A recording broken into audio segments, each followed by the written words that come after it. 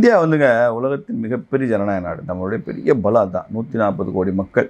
இதை விட மக்கள் தொகை எந்த அளவுக்கு சீனாவில் இருந்தால் கூட அது ஜனநாயக நாடு இல்லை. இந்தியாவுக்கு அப்புறம் ஜனநாயகம் இருக்கிற நாடுகளுடைய மக்கள் தொகை ரொம்ப கம்மி.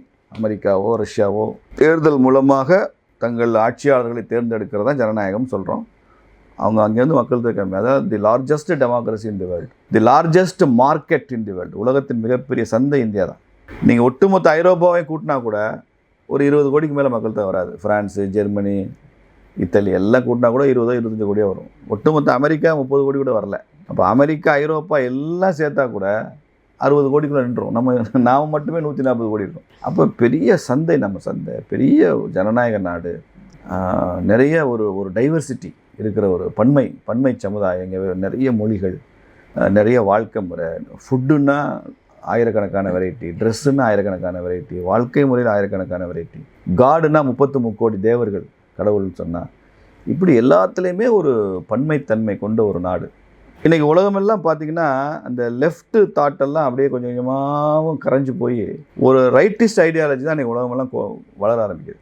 நான் சொல்கிற ரைட்டுன்றது கடவுள் இல்லை, நாஸ்திகம், கம்யூனிசம், சோசியலிசம் இதெல்லாம் பின்னால் போயிடுச்சு. இப்போ மக்களுக்கு மறுபடி ஆன்மீகத்தில் நம்பிக்கை வந்திருக்கு. இஸ்லாமிய நாடுகளில் இஸ்லாமில் நம்பிக்கை வந்திருக்கு. கிறிஸ்தவ நாடுகளில் கிறிஸ்தவ மதத்தின் மேல் நம்பிக்கை வர ஆரம்பிச்சிருக்கு. இப்போ புதிய தலைமுறை உருவாகிற தலைமுறை ரைட்டிஸ்ட் ஐடியாலஜிக்கு மாறுது.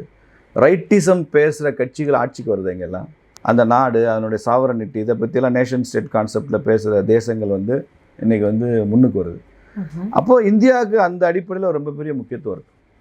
நாமளும் அந்த சித்தாந்தத்தை பின்பற்றவங்க தான். இன்றைக்கி இஸ்லாம்லேயே நிறைய குளோபல் இஸ்லாமில் நிறைய மாற்றங்கள் இருக்குது.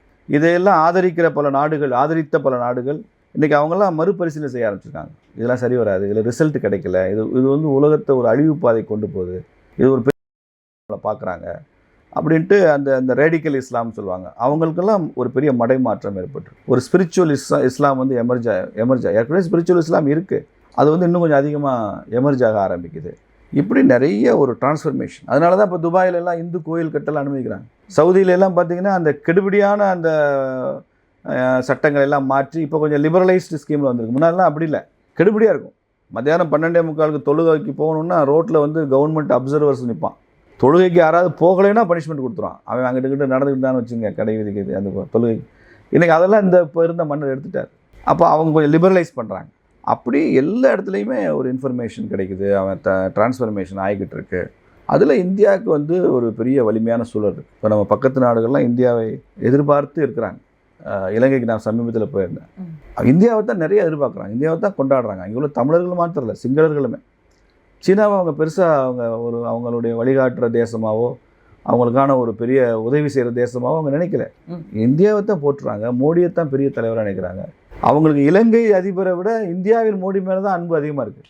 அவங்க நாட்டு ஆட்சியாளரை விட இந்திய ஆட்சியாளர்கள் மேலே தான் அன்பு அதிகம். இந்தியா தான் சோர்ஸ் ஆஃப் இன்ஸ்பிரேஷனுங்க. இந்த ரீஜனில் இந்தியா தான் முக்கியமான நாடு. இது வரலாற்றிலே அப்படி தான் இருந்திருக்கு, இப்போ அப்படி தான் இருக்குது.